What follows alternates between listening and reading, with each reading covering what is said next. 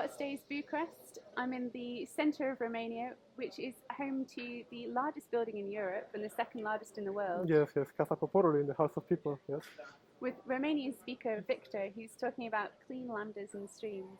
What do you mean by a clean lambda and stream? Well, when the Lambda features got added to the Java 8 language, everybody was very excited. Oh, let's use these features. Let's write them tomorrow in our production code. But soon after, it came the moment of the code review. And the other guy who just joined the team and had to understand those Lambdas, and we were being very geeky, and we wrote all those very complicated Lambdas, very obfuscated code.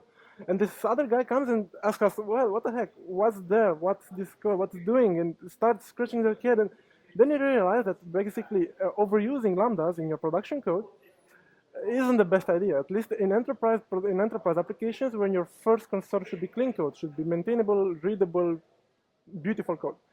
So basically, my talk it's mostly a workshop that I'll have the participants work together with me to understand what it means to use lambdas with care, focusing on cleaning the code and not being geeky or being look what I can do.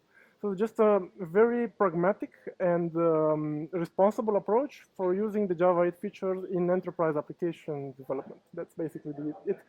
First part of the workshop, it will be mostly walk through the features just to make sure that everyone knows how to apply Lambda's feature correctly.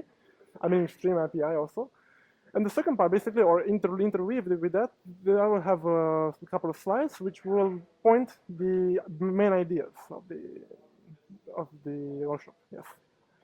So I'm someone who'd really appreciate that, because when I first saw lambdas and streams, I just thought, what is that?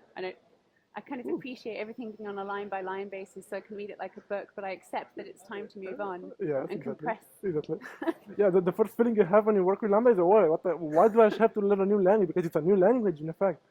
So yes, you get over it, and then you start thinking, how can I use Lambdas to simplify, to make the code more readable? And that's what I'm most passionate about. Actually, my main passion is clean code in itself, and today I'm talking about how to apply clean code in Java 8 features. Yeah. Are there any features of lambdas that you feel that people use because they're there rather than because they should be using them? I mean, the features that were added to the Stream API in Lambdas in itself aren't exhaustive. I mean, there are quite other functional programming features which aren't yet in Java. There are quite a lot of libraries like Slang or Joule that enhance further the API. So I don't think there are useless features there.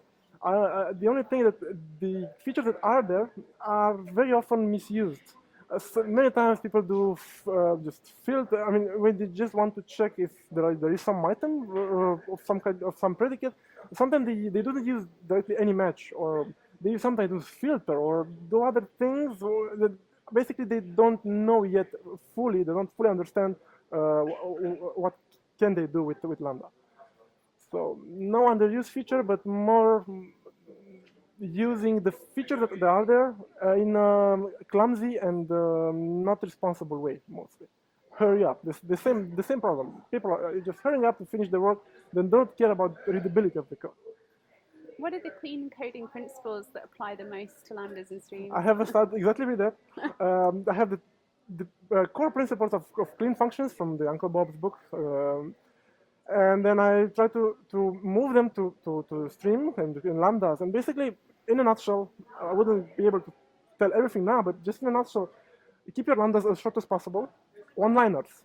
Yeah, basically, I don't have any lambda in my projects that span multiple rows. No, if you have such a lambda, extract it in a separate method with a nice name, and reference that method using 4 dots notation. This 4 dots, my nice method name.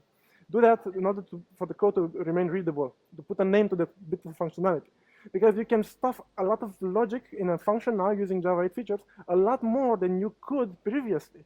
So if you just stick to the old clean code principles, you will be able to write in 5 lines of code a hell of an amount of functionality. That's not the point there.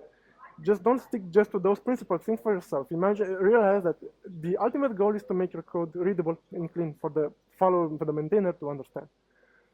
So that's one point. Then again, don't use checked exception. They work awful with Lambda. Even you can use some frameworks to wrap them. don't have more than 3 parameters of functions. The same principle. There aren't any functional interfaces in the standard GDK for more than 2. So we have a hard time with that also. And also, the most important point actually is how do you handle predicates? That's the artistic bit of lambdas, basically. Well, so this predicate, testing that an object passes a certain test in the Boolean test, you can write them in many places. Once you can write them as Boolean getters in the entities or in the objects that you manipulate in the items. Then you can write as a Boolean method in the same class, which takes that item as a parameter. Or you can even go further and write higher order functions that static functions that return predicates. That's the most interesting one, because you are working with functions. You are returning a function. And that will be the closing idea of the presentation. How much can you go? And there are advantages and disadvantages, and you must set a balance. And yeah, it's more in my talk. Oh, well, for more, see Victor's talk. Yes. Thank you very much. Thank you too.